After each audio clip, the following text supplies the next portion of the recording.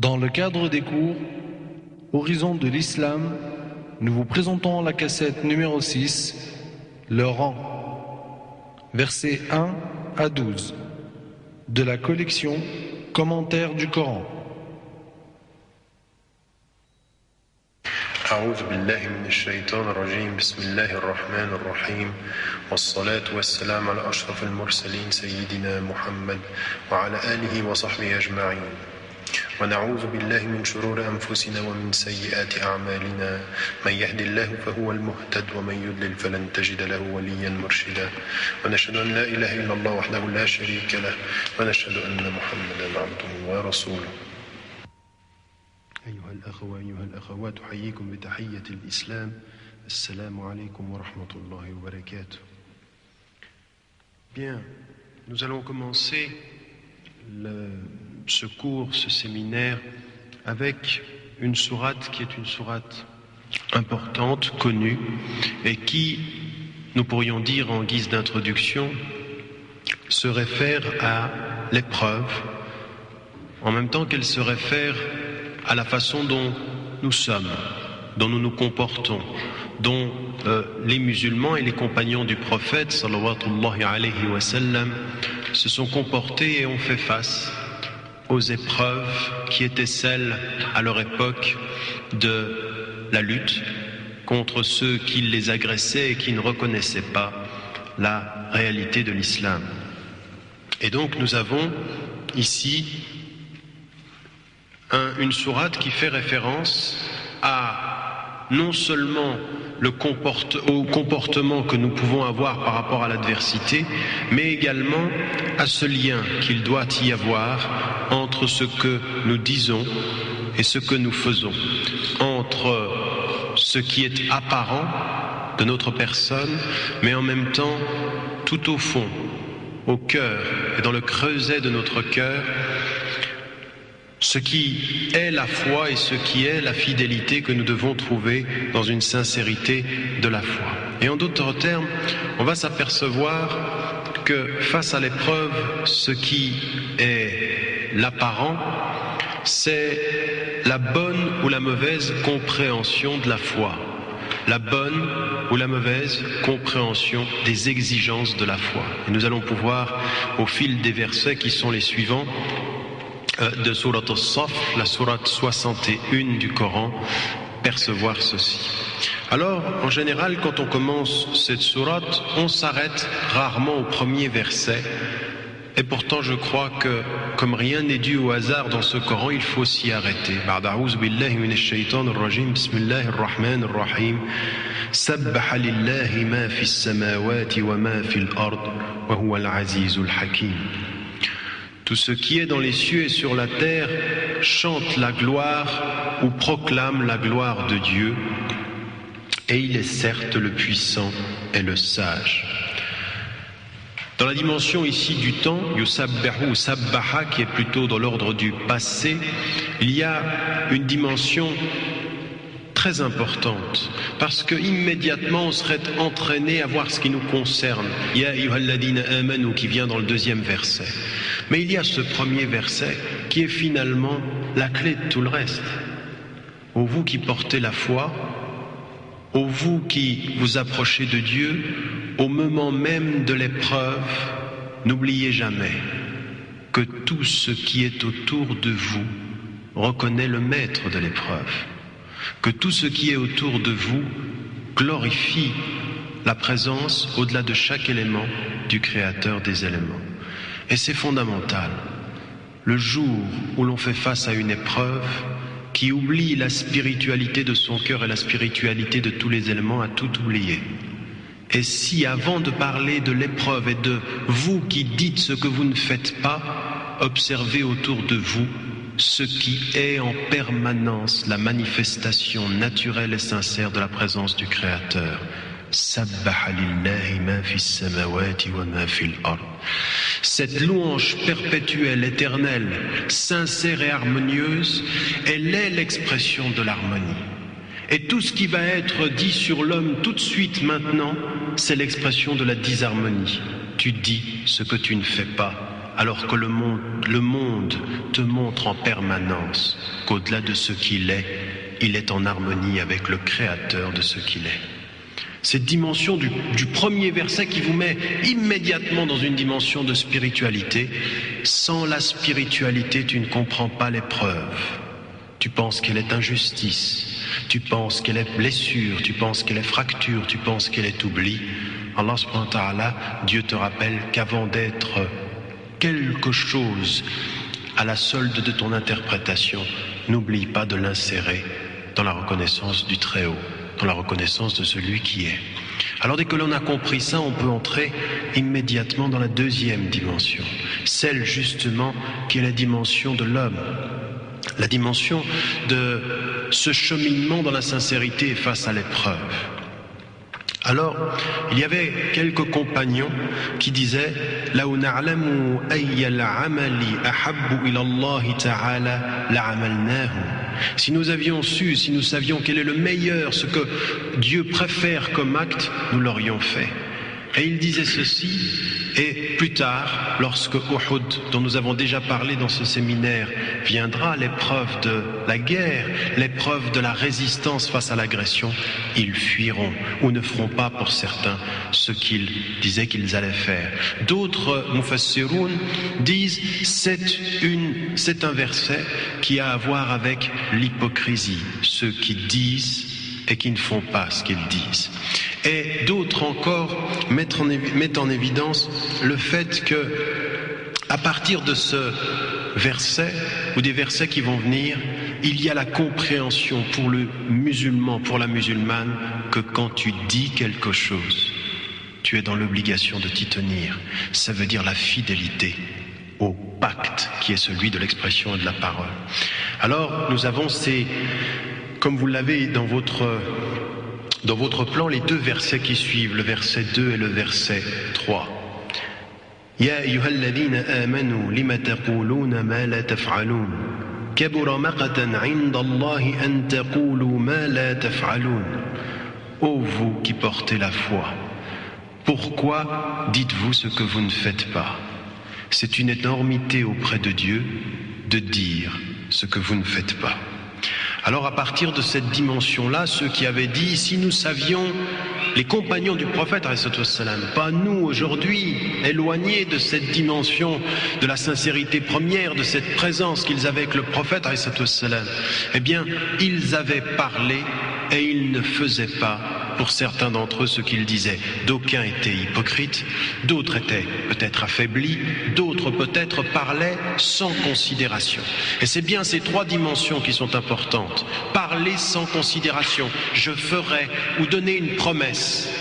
Or, dans notre dimension, selon le proverbe, mais c'est vraiment islamique de ce point de vue-là, une promesse est une dette.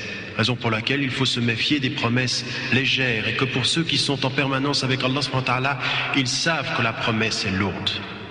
Donc il faut dire que ce que l'on peut faire et ne pas dire plus que ce que l'on peut faire. Ça veut dire maîtriser sa langue à la mesure de ses capacités et de son engagement possible. Cette dimension, elle est également fondamentale même par rapport à l'autre, le deuxième plan, l'hypocrisie. Ceux qui effectivement disent une chose, mais qui dans leur fort intérieur ne le portent pas avec sincérité. Et nous connaissons ayatul munafiq thalas. Les signes de l'hypocrisie sont de trois. Idha wa'ada akhlaf. S'il a promis, il ne tient pas sa promesse. Wa idha haddasa kadhab. Et s'il parle, il ment. Wa idha tumina khan. Et quand on lui donne un dépôt, il le trahit. Ces signes-là sont aussi cette dimension de ceux qui parlent et qui dans leur cœur cachent ce qu'ils croient que personne ne voit, mais que Dieu sait.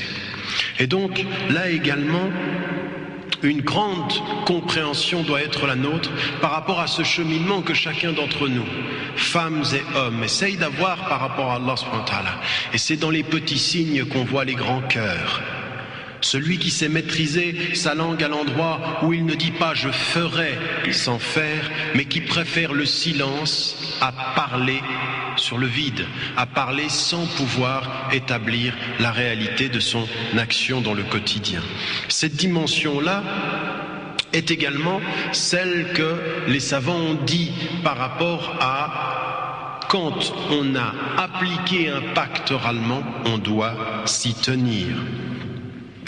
Et c'est ce que nous trouvons qu'ont dit un certain nombre de savants, man iltazama shay'an lazimahu shar'an. Celui qui s'est tenu à une chose, qui a dit quelque chose, il est dans l'obligation de s'y tenir selon la prescription ou les prescriptions coraniques. C'est-à-dire que si vous annoncez quelque chose, vous devez avoir cette exigence personnelle. Et c'est bien ce que nous dit le Coran. Pourquoi dites-vous ce que vous ne faites pas? Et à chacun d'entre nous, ce verset doit résonner comme il a résonné à ceux qui, autour du prophète se vantaient de faire tout ce qui plaît à Dieu. Et Allah subhanahu wa ta'ala leur répond, vous ne faites pas ce que vous dites que vous allez faire. Vous ne faites pas ce que vous annoncez. Et sachez une chose, kabura maqtan 'inda Allah. C'est une énormité auprès de Dieu que vous disiez ce que vous ne faites pas. Immédiatement, ce que nous devons comprendre, c'est que l'apparence de nos propos dit énormément sur l'intimité de notre cœur. Et que s'il y a disharmonie, il y a fracture. Et que s'il y a fracture, il y a malaise. Et que Dieu a l'exigence de l'harmonie.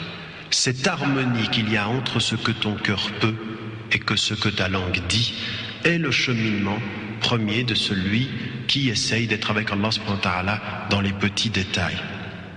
Et pour nous en même temps, ça doit nous poser beaucoup de questions dans nos vies quotidiennes, parce que parfois il nous arrive de dire à des gens quelque chose que nous ne faisons pas nous-mêmes. Alors ça ne veut pas dire que nous soyons des hypocrites. Là aussi, méfions-nous de ce terme qui est utilisé à toutes les sauces. Il y a parfois les meilleures des volontés avec la sincérité d'une incapacité. Et celui qui serait jugé immédiatement comme un hypocrite serait injustement jugé par ses frères et ses sœurs. Ce n'est pas parce que je dis et que je n'arrive pas à faire que je suis forcément un hypocrite. Ça ne veut pas dire cela immédiatement, parce que parfois avec la meilleure des sincérités, on n'y arrive pas. Et donc, ça c'est entre l'homme, l'être humain, la femme et l'homme et Dieu, c'est lui qui sait nos intentions au moment où nous avons dit quelque chose. Mais dans la réalité, il faut toujours tenter. C'est comme ça que l'on est témoin devant les gens, d'être à la mesure de ce qu'on dit et de faire ce que les gens, ce qu'on dit aux gens de faire. Et en même temps, ça m'arrive souvent comme dans des cours comme celui-ci, d'avoir des frères qui confondent ce que je dis avec ce que je suis. Celui qui le dit, là ce que je suis en train de vous dire, c'est ce que j'essaye d'être. Il ne faudrait pas être injuste avec celui qui le dit au point de dire si tu l'as dit, c'est que tu l'es. Non. Si tu l'as dit, c'est que tu essayes de l'être, comme tout le monde. Et qu'il n'y a pas d'ange dans cette salle qui soit visible. Même s'il en est des invisibles, et c'est sûr, c'est vérité ce que nous disons. Donc cette dimension de chacun essaye de son mieux de faire et de recommander le mieux pour que nous réussissions à être sincères. Et on se souvient de cet autre verset du Coran, est-ce que vous allez commander aux gens la piété et vous oubliez vous-même? Eh bien, quand il y a recommandation, essayons, c'est le minimum de la sincérité, de chaque fois nous approcher de ce que nous disons, même à notre entourage et dans ce que nous faisons, au sens que l'on puisse prendre appui sur ce que vous dites autant que ce que vous faites, et non pas selon le proverbe « fais ce que je dis, mais pas ce que je fais ». Celui qui a compris qu'il doit être à la mesure de ce qu'il dit, peut dire « fais ce que je dis et ce que j'essaye de faire ». Et ce que j'essaye de faire. Comprendre aussi que l'une des plus grandes forces de l'être humain, c'est la reconnaissance de ses propres faiblesses et de ne pas faire semblant. Celui qui connaît sa faiblesse est quelqu'un qui a une spiritualité forte. Celui qui fait semblant d'être fort a une spiritualité finalement bien faible.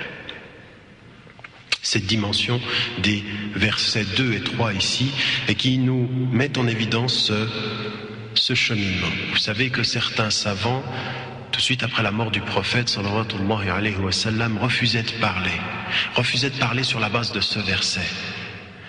Parce que si je te dis une chose et que je ne la fais pas, je préfère le silence. Parfois, ce verset nous conduit à un silence profond plutôt qu'à une parole superficielle. Et en toute chose, il faut préférer la profondeur. Wallahu a'lam. Dans le 4e verset, immédiatement, ils ont parlé de quoi?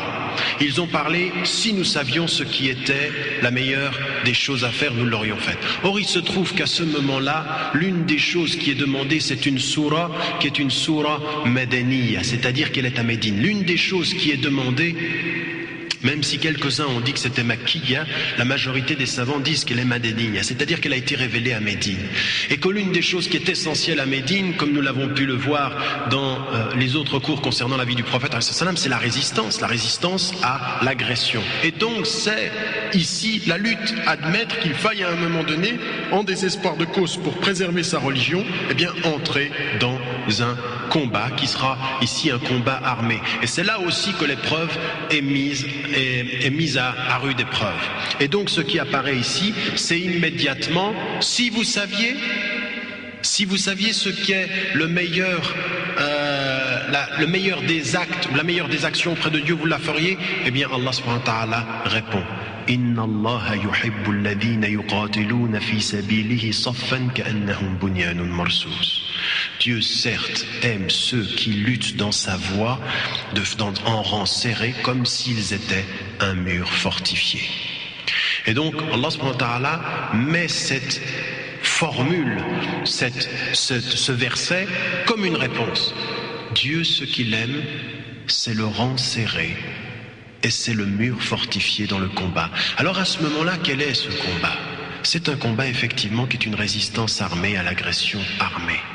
Et toute résistance armée à l'agression armée quand elle est injuste est une résistance noble. Et Allah subhanahu wa ta'ala aime ceux qui résistent dans la noblesse, non pas ceux qui agressent dans la bassesse, ceux qui résistent dans la noblesse. Mais finalement, comme l'ont compris tous ceux qui ont fait le commentaire de cela, c'est encore à partir de ce combat-là, pour nous, comprendre que chacun a son combat en fonction du contexte où il se trouve. Et quand Allah subhanahu wa ta'ala, il nous dit, si tu es en France, si tu es en Suisse, si tu es aux États-Unis, en 1998, ton combat, quel est-il? Quelle résistance est la tienne? Quelle union faut-il faire pour pouvoir résister à cela? Et de la même façon qu'en d'autres lieux et en d'autres temps, c'est une résistance armée, nous, la première des résistances, c'est effectivement que tous ensemble, nous nous donnions les moyens de pouvoir résister à la principale des agressions, qui est celle à laquelle nous devons faire face aujourd'hui, c'est l'agression des intimités. C'est le malaise intérieur, avoir tellement envie d'être avec Dieu et sortir dans un monde qui t'invite tous les jours à l'oublier. Eh bien, ma sœur, j'ai besoin de toi. Mon frère, j'ai besoin de toi. Bunyanun marsous, un mur fortifié. Chaque fois que je sens que mon cœur flanche, que tu sois la protection de mon cœur. Toi, ma femme, toi, mon mari, toi, vous, mes enfants, ou mes frères et mes sœurs de ma communauté. C'est ce que Dieu aime. Mais pour ceci, il faut admettre que c'est une épreuve. Pour ceci, il faut admettre qu'il faille résister. Et il faut se mettre au travail pour la résistance de la protection des cœurs de chacun. C'est pas tout seul devant la télévision que tu résistes. C'est pas tout seul dans ta chambre que tu résistes. C'est pas tout seul loin de la communauté que tu résistes. Inna Allah yuhibbu alladhina yuqatiluna fi sabilihi saffan. Saffan, ça veut dire en rang, serré. Et alors c'est vrai sur le champ de bataille, mais c'est tellement vrai dans notre vie quotidienne. Et ça, c'est une chose, ce que je suis en train de vous dire, chacun d'entre nous le sait ici. Le problème, c'est que celui qu'on aimerait à côté de nous comme frère, ou celle qu'on aimerait à côté de nous comme sœur, on aimerait que ce soit l'élément qui nous fortifie, non pas le frère ou la sœur qui nous juge. Parce que comment voulez-vous que le mur soit fortifié quand l'un à côté juge l'autre? qui est à sa droite ou à sa gauche. Cette dimension de l'union dans la force, de l'union qui fait cette force, de l'union qui doit nous prouver, qui doit nous établir dans cette dimension de force, elle est pour nous, comme il a été dit à l'époque du prophète, dans cette révélation. Faites ce que vous dites, et vous dites que vous avez envie d'être avec Dieu, unissez-vous dans l'épreuve pour pouvoir supporter l'épreuve justement des intimités déchirées, de la solitude, de l'impression d'être tout seul et de ne pas pouvoir approfondir votre foi devant Allah subhanahu wa ta'ala. À chaque champ de bataille, ces conditions. Il y a des champs de bataille qui sont des champs de bataille armés. C'est pas notre cas. Et il y a des champs de bataille qui sont des champs de bataille qui sont de l'ordre de la résistance de cœur et de spiritualité. C'est notre cas. Et en toutes circonstances, Dieu aime l'union. Ta'awanu 'ala al-birri wat-taqwa. Aidez-vous, soutenez-vous les uns les autres à la piété et à la crainte révérentielle d'Allah subhanahu wa ta'ala. Donc cette dimension-là, elle est importante. Et regardez comment Allah subhanahu wa ta'ala procède dans ses enseignements. Il procède dans ses enseignements à partir d'exemples, qui sont des exemples qui sont tirés de l'histoire, mais qui sont également des exemples qui sont, pour nous, des compréhensions plus profondes.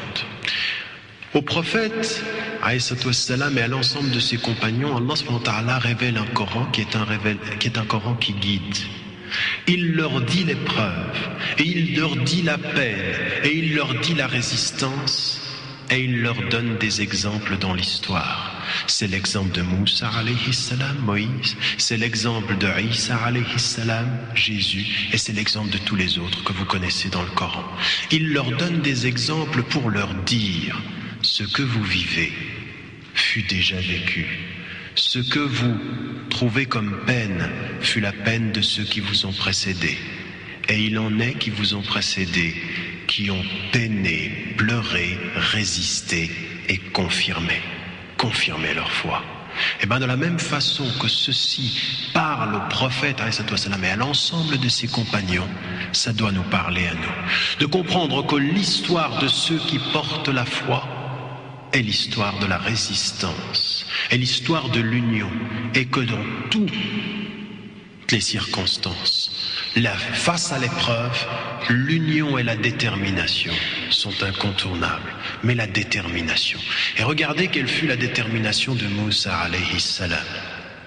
Quand il nous est dit dans le verset 5, donc ici nous passons à la 4e partie du verset 5 à 9, وإذ قال موسى لقومه يا قوم لم تؤذونني وقد تعلمون أني رسول الله إليكم فلما زاغوا أزاغ الله قلوبهم والله لا يهدي القوم الفاسقين وإذ قال عيسى بن مريم يا بني إسرائيل إني رسول الله إليكم مصدقا لما بين يدي من التوراة ومبشرا برسول يأتي من بعد اسمه أحمد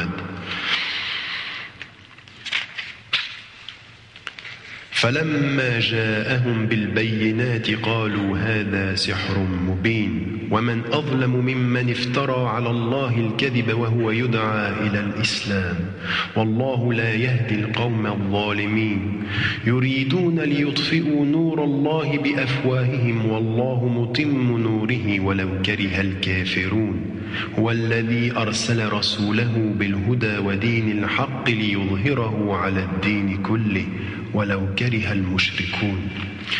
Les versets qui viennent d'être lus disent ceci. Je les ai mis tous ensemble dans un passage un peu long parce qu'ils sont une projection dans l'histoire. La première partie dit ceci. Et quand Moïse dit à son peuple: ô mon peuple, pourquoi me faites-vous du tort alors que vous savez très bien que je suis le messager de Dieu envoyé à vous? Lorsqu'ils dévièrent du droit chemin, Dieu fit dévier leur cœur. Dieu ne guide pas les gens tombés dans la perversité. Et quand Jésus, fils de Marie, dit: ô fils d'Israël, je suis le messager de Dieu à vous, venant ajouter foi à ce qui m'a devancé comme Torah, et vous annoncer la bonne nouvelle de la venue d'un messager qui viendra après moi, nommé Ahmad, lorsqu'il leur apporta les preuves évidentes, les miracles, ils dirent « c'est là une magie manifeste ». Qui est plus injuste que celui qui a inventé sur Dieu du mensonge, cependant qu'il est invité à embrasser l'islam? Dieu ne guide pas les gens injustes. Il veut éteindre la lumière de Dieu avec leur bouche et Dieu accomplira sa lumière, n'en déplaise à ceux qui ne croient pas. C'est lui qui a envoyé son messager porteur de la bonne direction et de la religion du vrai, afin de la placer au-dessus de la religion tout entière, n'en déplaise à ceux qui associent des êtres à Dieu. Eh bien, regardez ce qui nous est dit comme enseignement. Ils vivent la peine autour du prophète et Allah subhanahu wa ta'ala leur donne un enseignement. Quel est-il cet enseignement? Eh bien, c'est l'enseignement de Moussa alayhi salam qui les a précédés. Et qu'est-ce qui se passe avec Moussa? Moussa, dans cet enseignement, dans ces versets, dit la chose suivante: Ô mon peuple, pourquoi me faites-vous du tort alors que vous savez que je suis l'envoyé de Dieu parmi vous? Et effectivement, Moussa alayhi salam a été envoyé au peuple qui a reconnu et qui voyait ces miracles et qui voyait et qui les avait libérés. Et malgré tout ceci, il lui faisait du tort. Ce que Allah subhanahu wa ta'ala veut nous montrer par cela, c'est que dans l'ensemble de l'histoire de la prophétie, et pour nous les prophètes, ce sont des hommes et des modèles.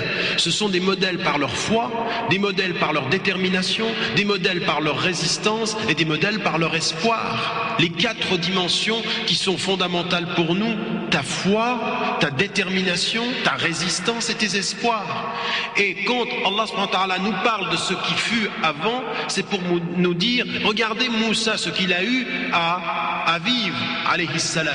Il savait, les gens autour de lui, qu'il portait le message de vérité, et malgré tout ceci, il a dû effectivement faire patience, être déterminé. Rahmatullah ala Moussa, laqad udhiya bi akthar min hadha fa sabar, a dit le prophète alayhi salam. Bénédiction sur Moussa alayhi salam. Il a subi beaucoup plus que ce que nous subissons et il a persévéré, il a fait patience. La reconnaissance du prophète alayhi salam sur ce qui fut avant lui et qui fait comprendre pour nous, au travers de l'exemple du prophète alayhi salam, mais au travers de l'histoire, c'est que même un peuple qui a reconnu les signes de la vérité a combattu celui qui les portait. Même à l'intérieur de son peuple, il fut rejeté et il a résisté et il a combattu et il s'est exilé et il a clamé haut et fort la véracité de ce message jusqu'au sacrifice de devoir partir et de devoir s'exiler et de voir son propre peuple le remettre en cause. Quand ils sont arrivés, par exemple, au moment où il fallait aller combattre, et qu'est-ce qu'ils lui ont dit? Fadhhab anta wa rabbuka faqatala. Pars, toi et ton Dieu, et va combattre. Qui lui a dit ceci? Son propre peuple avec qui il venait de sortir d'Égypte ont dit à Moussa alayhi salam: va, toi et ton Dieu, va combattre, nous on va pas y aller. Tous ces signes qui ont précédé pour se retrouver au moment où il faut résister, va tout seul. Son propre peuple. Et si Moussa alayhi salam, malgré tout ceci, a demandé pardon, a été déterminé, c'est dire pour nous, parce que ce sont des histoires qui ont traversé l'histoire, et bien c'est dire pour nous, là où nous nous trouvons, bien que les épreuves seront présentes, que porter la foi, c'est vivre l'épreuve. Porter la foi, c'est vivre l'épreuve comme Moussa alayhi salam l'a porté, son propre peuple dans la peine. Ça me fait penser à des moments donnés, quand vous entendez des choses comme ceci, à ce qui nous a été dit très récemment, il y a 4 ou 5 ans, quand cela se passait en Bosnie, dans l'épreuve. Vous aviez des Serbes et des musulmans bosniaques les uns à côté des autres, et des femmes bosniaques qui viennent maintenant de faire tout un rapport sur ce qu'elles ont pu vivre. On dit: parfois, celui qui nous violait, ou celui qui nous insultait, ou celui qui tuait les gens de notre communauté était notre voisin de palier, était notre voisin dans la maison. il était de notre peuple, et dans l'épreuve, il n'était plus des nôtres. Eh bien, ça, c'est l'épreuve. À un moment donné, cette fracture et cette nécessité de comprendre que dans le message de Moussa alayhi salam, son propre peuple l'a parfois remis en cause.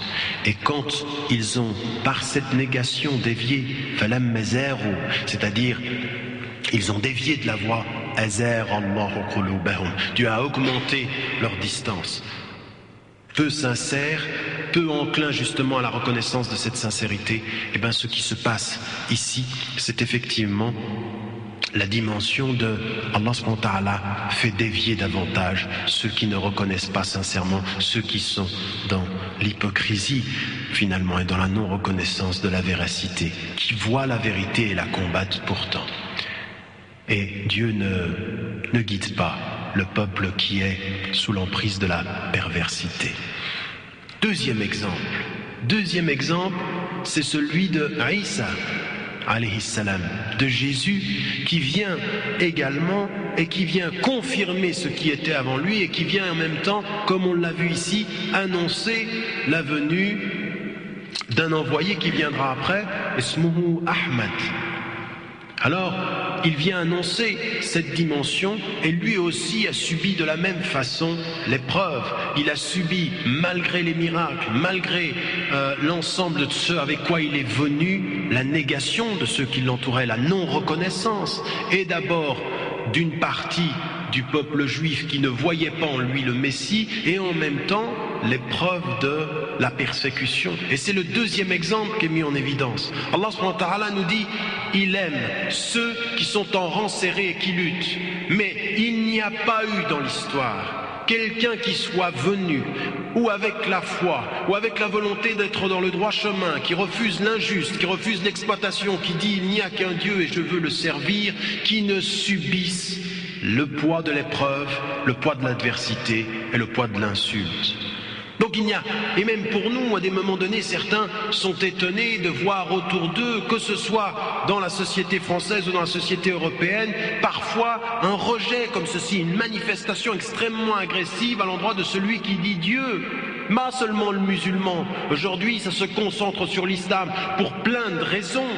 Mais pour ceux qui disent Dieu, il y en a qui ont une espèce de rejet, de quelque chose qui vient de l'intérieur et qui serait à pouvoir les persécuter, même à vouloir s'en débarrasser. C'est vrai pour tout ce qui est l'expression d'une spiritualité. Alors nous avons à lutter contre nous-mêmes et à résister aussi contre tout ce qui peut venir de l'extérieur. Et ce que Allah subhanahu wa ta'ala fait ici, c'est de nous dire, mais observez l'histoire. Ayez de la mémoire.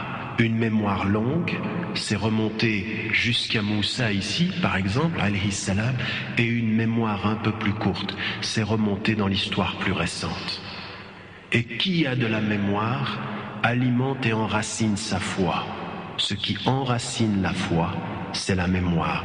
Et la mémoire de Dieu est la mémoire de l'histoire. Ça s'appelle comment ceci? Le rappel. À double dimension. Et dhikr. Dhikrullah, ce souvenir de Dieu, et dhikr al-qasas, c'est-à-dire le souvenir des histoires qui ont traversé le Coran et l'histoire des hommes. Donc on a ici de la même façon la reconnaissance de ces deux moments ici qui sont rappelés. Et on a Isa qui dit, viendra après moi un prophète. Alors c'est ce que nous pensons en tant que musulmans, c'est que dans l'Injil, et que Isa alayhi salam a lui-même annoncé le prophète. Et il est dit ici Ahmad. Alors Al-Qurtubi dit par exemple Ahmad, c'est celui qui loue le plus, Ahmad el-Hamidin, c'est-à-dire celui qui est le plus louangeur parmi ceux qui rendent louange. Alors il l'explique par la racine du mot.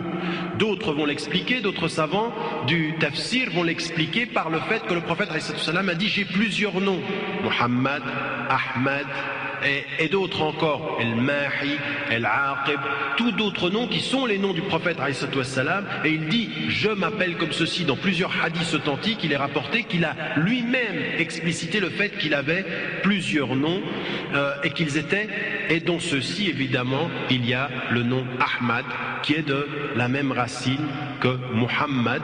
Et dans le terme Muhammad, comme le dit très bien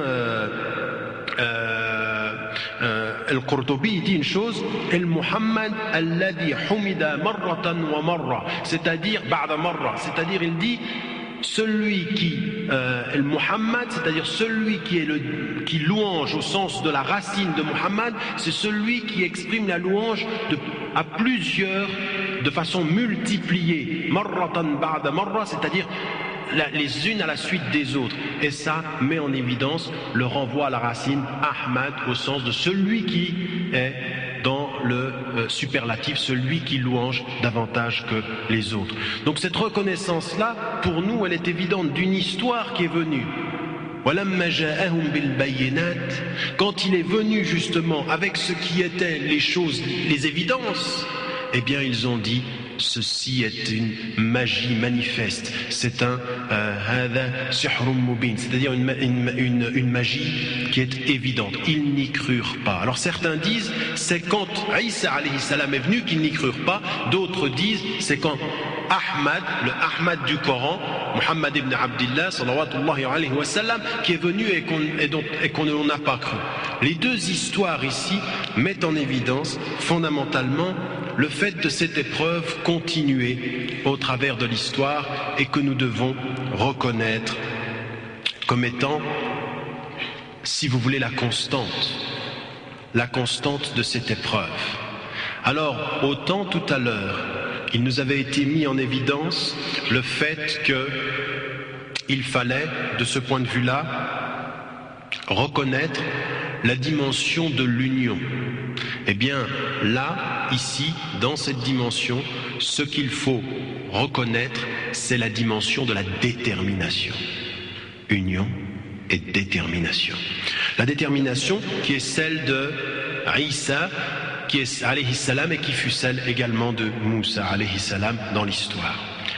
Et ensuite, on entre dans les versets qui suivent, dans l'expression justement d'un enseignement général. Après les deux éléments de l'histoire qui nous ont été mis en évidence pour nous dire c'est la constante, viennent deux enseignements beaucoup plus globaux. Qu'est-ce qui nous est dit ?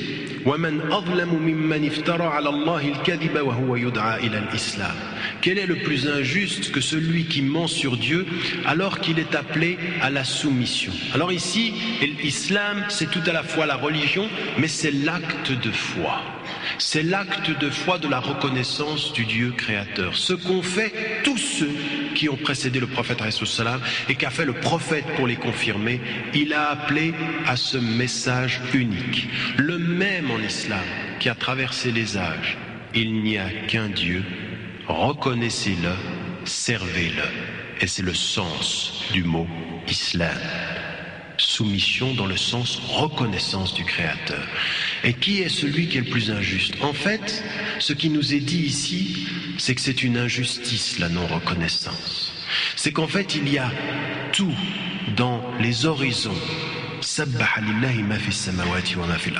Dans tous les horizons et en nous-mêmes, il y a la justice, l'équilibre, c'est la reconnaissance de celui qui est le maître, le créateur de toutes choses. Et que la non-reconnaissance, justement, c'est de ne pas le reconnaître et en plus de cela, de mentir à son sujet. De mentir à son sujet. Alors, il y a effectivement sur la terre des êtres qui mentent sciemment au sujet de Dieu. Il y a des gens qui mentent sciemment au sujet des vérités. On le sait à petite échelle. Certains voient la vérité et mentent sur la vérité. Eh bien, ce que dit l'islam, et c'est pour nous aussi une compréhension très profonde de ce message, il en est qui, par rapport à cette vérité, la compréhension intérieure de la présence de Dieu, même s'il voit des signes, il les nie. Et il développe un discours sur la vie et sur ces signes, qui est un discours qui est contraire à la réalité des choses. Donc il y a ce mensonge aussi qui existe parmi les hommes. Ce dont nous devons nous protéger dans la détermination et dans l'union, c'est du mensonge. Du mensonge des gens. Il y a des gens, toujours c'est très étonnant, vous passez des heures à leur dire une chose. Vous passez par la droite, puis vous passez par la gauche, et puis vous passez sur des faits qui se sont passés, sur la façon dont vous avez essayé de traduire votre propre foi, et en permanence, ils ne vous écoutent pas. Ils disent sur ce que vous avez dit autre chose que ce que vous avez dit. Vous avez beau répéter, c'est comme si leur mauvaise attitude au départ transformait l'ensemble du propos et l'ensemble de l'attitude que vous tenez. Ils ne voient de ce que vous présentez que ce qui confirme le préjugé qu'ils en avaient. Et voir confirmer un préjugé, c'est parfois sciemment vouloir confirmer un mensonge, quand ce préjugé ne correspond pas à la réalité. Et vous avez des gens qui sont comme ça dans votre vie quotidienne. Et donc de ce point de vue-là, c'est ce qui nous est dit ici dans le Coran. Qui est plus injuste que ça quand on ment sur Dieu? Alors pour nous aussi, il y a eu au travers de l'histoire des gens qui ont changé les propos d'Allah subhanahu wa ta'ala au travers de l'histoire. Il y en a même à l'intérieur de la communauté par rapport aux ahadiths. Il y en a pour des raisons politiques. Ils ont inventé des ahadiths. Ils ont inventé des traditions. Ceux-ci justement, ils se voient et ils ont à attendre, et chacun d'entre nous, raison pour laquelle il faut faire attention à sa langue, et c'est la deuxième occurrence ici dans ce sourate où il faut faire attention à la langue. Méfie-toi de ce que tu dis, pour ne pas dire un mensonge. Et également, la reconnaissance que Dieu ne guide pas les peuples qui sont atteints justement par l'injustice, qui sont injustes. Si dans ton être, tu développes une attitude injuste par rapport à par rapport aux choses, eh bien Allah subhanahu wa ta'ala ne te guide pas. Et en fait, c'est une disposition naturelle. Si vous êtes injuste par rapport à l'objet d'étude que vous avez, vous ne pouvez pas dire des propos de justice. Si vous avez une vue réductrice sur ce que vous dites, comme certains parlent de Dieu avec une vue parfois réductrice et parlent de ceux qui portent la foi avec une vue réductrice, ils ne sont pas guidés dans leur raisonnement. Et c'est ce qui nous est dit ici. Dans le verset qui suit, voilà leur attitude. Dans leur mensonge, qu'est-ce qu'ils veulent? Ils veulent éteindre à la lumière de Dieu avec leur langue. Troisième occurrence, avec leur langue. Ils veulent éteindre à la lumière de Dieu. Mais Dieu parachèvera sa lumière, malgré et contre l'espoir de ceux qui le nient ou qui nient la présence de Dieu. Dieu parachèvera sa lumière. Qu'est-ce qu'ils veulent?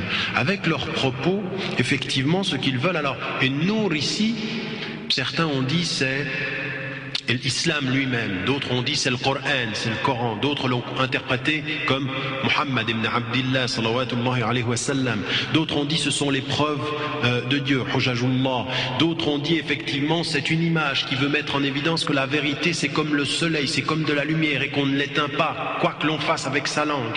Donc on a différentes interprétations et ce verset a été révélé à quel moment? Il a été révélé au moment où il y a eu un arrêt de 40 jours dans la révélation. Et que ceux qui ont vu l'arrêt de 40 jours se sont dit c'est terminé, il n'y a plus de révélation.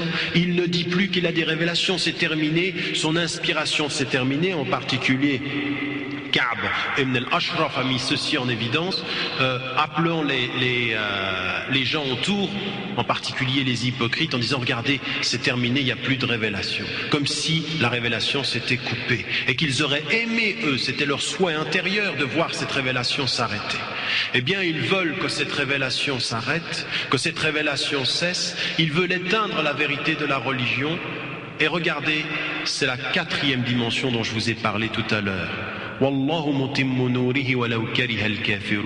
Dieu parachève sa lumière, quoique, quelle que soit l'opposition, quel que soit le rejet que peut en avoir ceux qui nient la présence de Dieu. C'est l'espoir. C'est que tout au fond de notre cœur, pour n'importe lequel d'entre nous, n'importe laquelle, sœur, frère, homme, femme, qui porte Dieu et qui porte la foi en son cœur, eh bien regardez, c'est ça la réponse. Elle est là la réponse dans l'adversité. Après avoir mis en évidence l'union, et il a mis en évidence, Allah subhanahu wa ta'ala, la détermination. il met en évidence de la façon la plus évidente la première marche, c'est que vous êtes de ce point de vue-là dans votre résistance sur le chemin d'une vérité, et que c'est l'espoir, c'est la dimension dont je parlais tout à l'heure, c'est que Allah subhanahu wa ta'ala, dans la résistance, il fera parvenir. Et si l'on résiste, peut-être que ce n'est pas avec et si nous résistons, c'est peut-être pas forcément avec le souhait ou la compréhension que nous sommes ici de la victoire sera pour nous. Il n'y a pas d'idée chez nous, je résiste en étant sûr que je vais réussir, moi, là où je me trouve. Non, c'est une compréhension très très profonde que nous sommes dans un cheminement qui est un cheminement qui traverse l'histoire. Et peut-être que chacun d'entre nous ici ne verra pas, lui, de son propre cœur et de ses propres yeux, la réalité de quelque chose qui se manifeste positivement pour les musulmans, que ce soit en Europe ou dans le monde. On ne travaille pas à l'échelle de notre temps. On travaille dans le rapport que l'on a avec le Très-Haut et le Créateur. Et au-delà de notre temps, la seule chose qui nous est demandée, mets tout ton cœur dans l'union, mets tout ton cœur dans la détermination, mets tout ton cœur dans la résistance, et la lumière s'accomplira. Si ce n'est pas de ton temps, ce sera plus tard. Le seul devoir que tu as, c'est d'en faire partie, d'être parmi ces résistants, d'être parmi ces déterminés, d'être parmi de ceux qui ont choisi l'union. Voilà le rôle de chacun durant sa vie, et le résultat, Wallahu a'lam. On ne sait pas qu'est-ce qui l'en adviendra de notre temps. Ce que l'on sait, c'est qu'au-delà des temps, il y a une vision très positive, un espoir très très fort. C'est que quoi qu'il arrive, même si tu peines, même si tu pleures, même si tu es blessé, même si on te gifle, même si on t'insulte, même si on t'exclut, même si on te critique, même si l'on te nie, dans l'histoire tu es.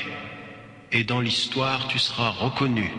Et Dieu reconnaît ce que personne ne voit. Et Dieu reconnaît et accompagne ceux qui sont dans la résistance. Et même parfois, il n'y a pas besoin d'être dans le haut d'une estrade pour être un résistant digne. Il n'y a pas besoin d'apparaître. Parfois, la résistance, c'est presque de ne résister qu'à ta propre personne. Des fois, tout seul, la résistance que tu as contre toi, c'est une résistance tellement difficile. Chacun d'entre nous, c'est ça. Des fois, le pire, c'est ce que tu sens que tu pourrais faire tellement. Parfois, il y a des élans en toi qui sont pas beaux du tout.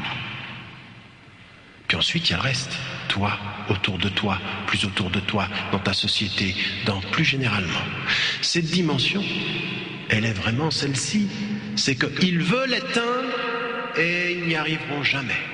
Jamais ils n'auront raison de ce cheminement vers le juste, de ce cheminement vers le bien, de cette sincérité de ceux qui disent que ce qu'ils font et qu'ils font à la mesure de ce qu'ils disent. Et dans cette perception, pour la continuation et la compréhension de ceci, de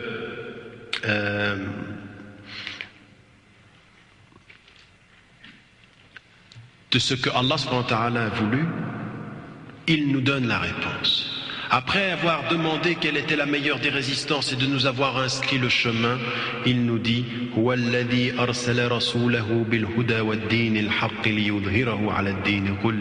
c'est lui qui a envoyé son envoyé, c'est lui qui a fait parvenir son envoyé avec la guidance la guidance est la religion de vérité, pour qu'il fasse apparaître cette religion au-delà de toutes les autres religions. Alors, qu'il faille faire une bonne compréhension de ceci. Al-Qurtubi dit très très clairement dans son tafsir, confirmé d'ailleurs par Ibn Kathir et d'autres, c'est que ça ne veut pas dire que l'islam va faire disparaître toutes les autres religions. Non.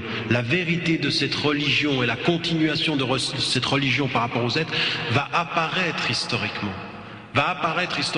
Et nous le voyons aujourd'hui par rapport à la question de l'islam, cette religion apparaît dans sa réalité. Même si elle est critiquée, même si elle est rejetée, elle apparaît.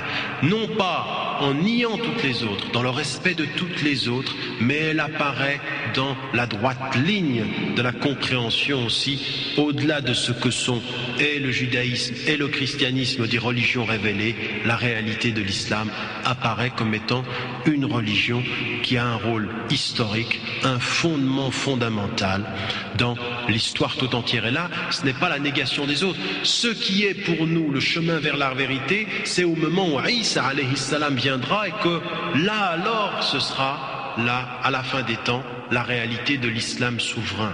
La réalité de l'islam souverain. Mais ça ne veut pas dire dans l'histoire que toutes les autres religions disparaîtront. Non, pas du tout. La compréhension ici, c'est que nous sommes dans un cheminement vers le vrai, vers le bon et vers le juste, une vision extrêmement positive de l'histoire, mais qui, dans ce cheminement vers le bien et vers le juste, nous dit très clairement une chose, la réalité de la présence de l'islam au cœur de cette histoire qui se fait et au terme également de cette histoire. Pour terminer, et c'est le dernier ici, les deux derniers versets qui au terme sont la conclusion de l'ensemble de cette compréhension pour nous de ce cheminement vers le juste. Après la reconnaissance de cette religion et la compréhension de cette union, de cette détermination, de cette résistance et de cet espoir, il y a Allah subhanahu wa ta'ala qui nous interpelle. Et il nous dit ceci. Ya ayyuhalladhina amanu. Il nous interpelle comme il nous a interpellés au début de la sourate. Ya ayyuhalladhina amanu. هل أدلكم على تجارة تنجيكم من عذاب أليم تؤمنون بالله ورسوله وتجاهدون في سبيل الله بأموالكم وأنفسكم ذلكم خير لكم إن كنتم تعلمون يغفر لكم ذنوبكم ويدخلكم جنات تجري من تحتها الأنهار ومساكن طيبة في جنات عدن ذلك الفوز العظيم. Ô vous qui portez la foi, vous enseignerai-je, vous informerai-je d'un commerce qui vous épargnera d'un châtiment douloureux.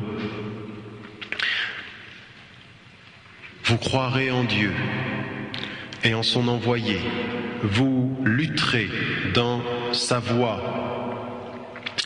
au moyen de vos biens et au moyen de votre personne. Ceci est mieux pour vous si vous saviez. Et puis, il vous pardonnera vos péchés et il vous fera entrer dans des paradis dans lesquels couleront des ruisseaux et dans des demeures, de belles demeures, dans le jardin d'Éden. Ceci est la victoire glorieuse et la grande victoire. La réflexion de tout ce cheminement pour nous faire comprendre, au bout du compte, qu'il y a un choix à faire, un commerce qui est la compréhension effectivement sur la base aussi de la façon dont parlaient les compagnons du prophète ﷺ. Qu'est-ce qui nous est dit? La réalité dans la détermination de faire le choix d'accepter l'épreuve au nom d'une autre foi en Dieu. Tu'minuna billah, croire en Dieu. Et donc c'est la spiritualité, c'est le premier verset de la sourate, la reconnaissance de la spiritualité. Puis ensuite, ça nous renvoie de nouveau au deuxième. وَتُجَاهِدُونَ فِي سَبِيلِ اللَّهِ بِأَمْوَالِكُمْ وَأَنفُسِكُمْ. À ceux qui parlaient du commerce, vous lutterez dans la voie de Dieu, et il est mis d'abord amwalikum, vos biens, avant anfusikum, parce qu'on parle justement de ce commerce. Donnez de vos biens dans la voie de Dieu et donnez de votre être, entièrement, complètement de votre être, pour pouvoir être avec Allah subhanahu wa ta'ala. Et cette dimension ici, et ceci est mieux pour vous si vous saviez. Vous avez remarqué, comme l'ont dit un certain nombre de savants, c'est étonnant ce verset. C'est étonnant ce verset parce qu'il a les trois dimensions de la foi en un verset. Tu'minuna billah, l'iman, wa tujahiduna fi sabilihi, le jihad, la lutte et l'effort. ذلكم خير لكم إن كنتم تعلمون. العلم